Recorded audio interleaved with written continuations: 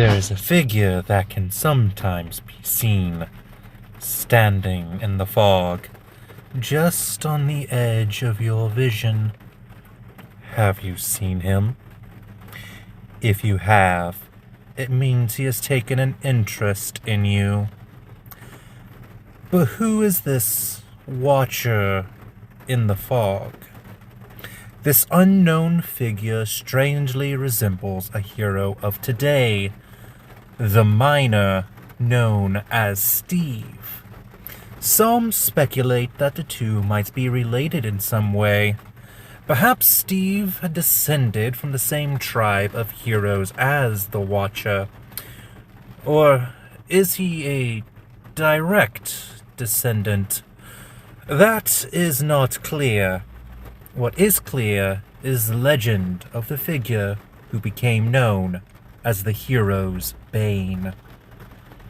Our legend begins where the last one ended, the Piglin army being chased back through their portal to the Nether, our unknown hero being one of those who were called to defend the overworld by the hosts. While the war had been won and the day had been saved, there were those who grew restless during the time of peace. Much like the ancestors of the Illagers, the warriors, many of the great heroes wished for conflict. While they disguised their restless nature as precautions of what evils may break the peace, these few heroes wanted blood to shed.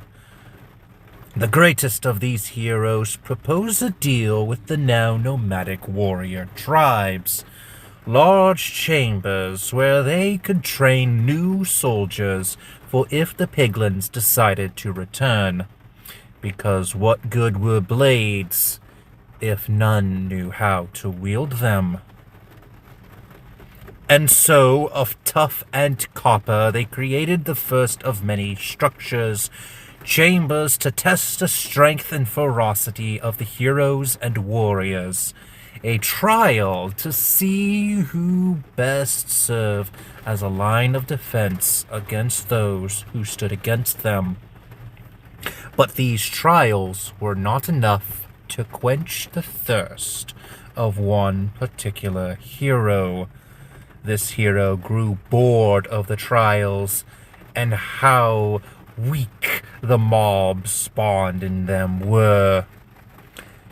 Not even the most skilled of warriors could best him in combat.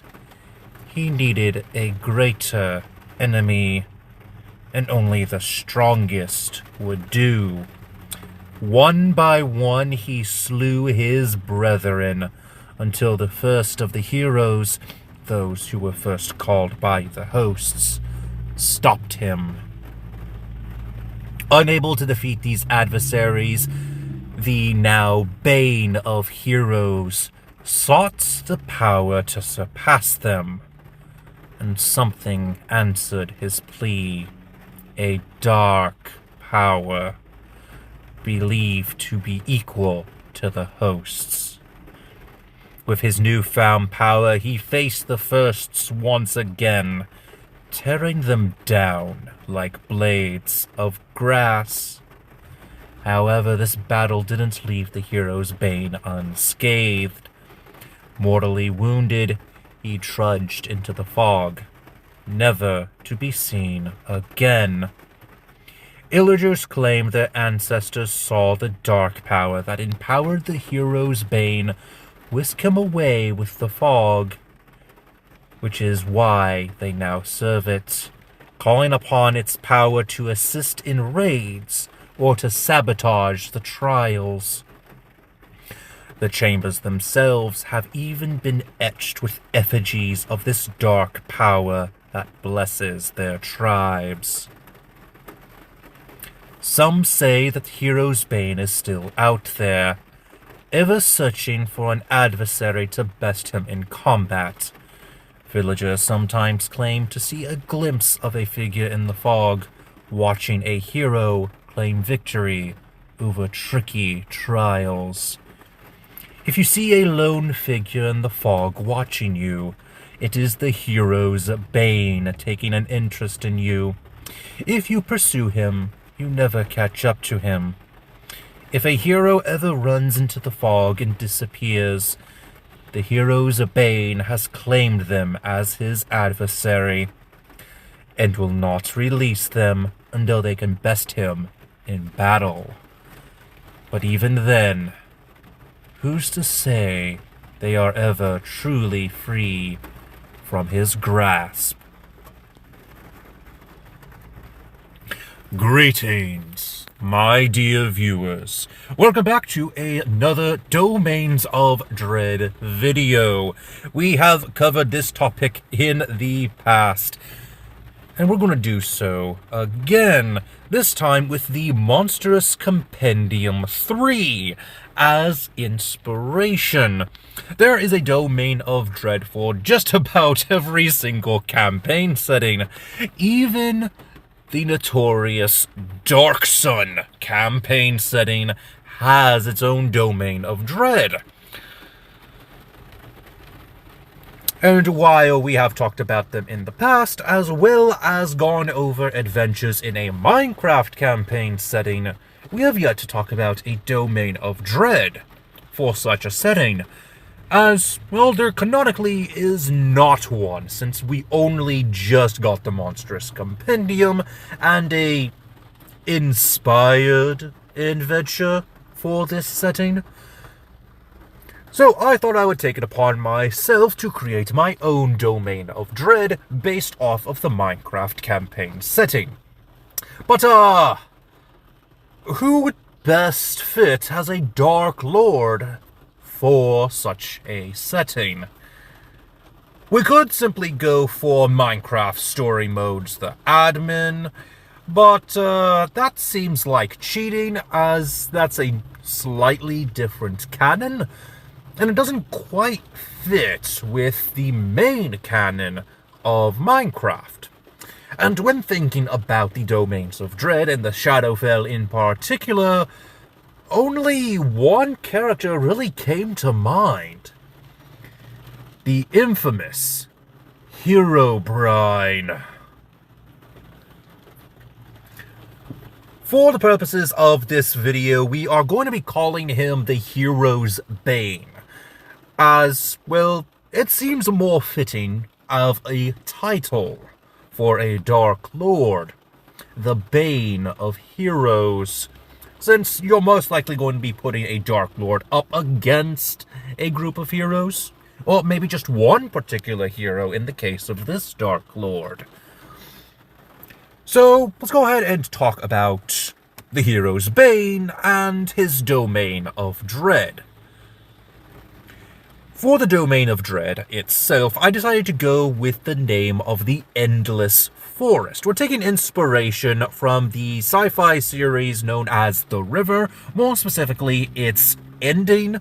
I'm not going to spoil the entire series for you, but unfortunately this is going to spoil the ending of Season 1, in that the river was actually changing its terrain, locking the protagonists within its domain. And we're going to be using that concept for our Domain of Dread, the Endless Forest. The landscape's going to move around, trees are going to be where they weren't before, maybe they've traveled a few days in one general direction, and they made sure to mark a tree, but the tree they marked appears in front of them a week later. It's very spooky and will actually trigger a psychological horror in a way. But the psychological horror more comes from the Dark Lord himself than it comes from the actual domain. The main goals of the Hero's Bane, as I have stated in the story at the beginning of this video, is to gain power and to defeat the strongest adversary. Of course, since he is in this Domain of Dread, he can't exactly go and face whoever he wants. Or can he? His temporary solution is to just stand at the edge of the fog that would enwrap an adventuring party into the domains of dread, and whisk them away into his own domain. The only catch is that he needs to find someone who is of a worthy challenge, a worthy adversary. And much like the other domains of dread, you can't really leave. Either the hero's bane will force you to stay, or the dark powers will lock you in the Shadowfell. But if you manage to beat the Dark Lord of this domain, you are allowed to leave the Endless Forest. At least, temporarily. As if he decides he's ready for a rematch, he might once again guide you into his domain. We're going to take an inspiration from the river, like I said, but I also thought that the Twilight Forest mod would also be a small inspirational piece we could take from. It's nothing big. I actually don't know much about Twilight Forest beyond the Hydra boss, so it could be an interesting mini-boss to place in this domain of dread. The other domains of dread do have similar antagonists to fight, so it wouldn't be beyond the scope of this domain of dread to have something similar. Other encounters that you might find are going to be sword wraiths. These are undead who were fallen warriors, who would not pass on to the afterlife because they sought battle. I thought that was pretty fitting for this domain, and more specifically the Dark Lord himself, since in our story he is looking for an adversary to face. He wants to fight. He is restless. He wants bloodshed. Which is where we go for our actual Dark Lord himself, and that is his stat block. I decided to go with the Sword Wraith Commander, but with some small changes, starting with those stats. We're going to rearrange them to where Dexterity and Wisdom are our highest stats. We're going to get rid of that breastplate armor and give him the Monk's Unarmored Defense. And we're also going to be taking some inspiration from the monastic tradition of the Way of Shadow Monk. Taking the spells of Misty Step and Pass Without Trace, we'll go ahead and give him the martial arts die of a 1d10. And we're going to swap out that weapon for a short sword to make it more realistic with a Minecraft campaign setting. If you want more details on that, I do have videos going over the Minecraft campaign setting for Dungeons & Dragons. This short sword is technically a monk weapon, so the martial arts die will affect it, making it a 1d10 weapon all the time, which is great. But the whole point of the Hero's Bane is to pop in and out of combat and making sure to isolate one character, his initial target, which actually makes the Sword Wraith Commander's call to honor a bit interesting. I would flavor this to have the sword wraiths he summons go after the other party members to distract them. That way he can solo the hero that he wants to face. Now for the plot hooks. Honestly, I would like to see Dr. Bowers of PhD&D try to take this on, because I couldn't really think of much to go off of. I just remembered the old tales of the Herobrine and his different sightings. The main three were tunnels that led to absolutely nowhere, but they were uniform 2x2 tunnels.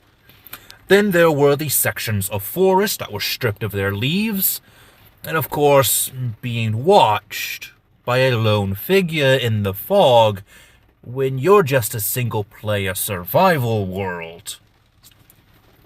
Now, what would happen after the characters defeat the Hero's Bane? Well, of course, they would be able to leave the Domain of Dread. Would they go to another Domain of Dread somewhere in the fog? Would they be able to go home?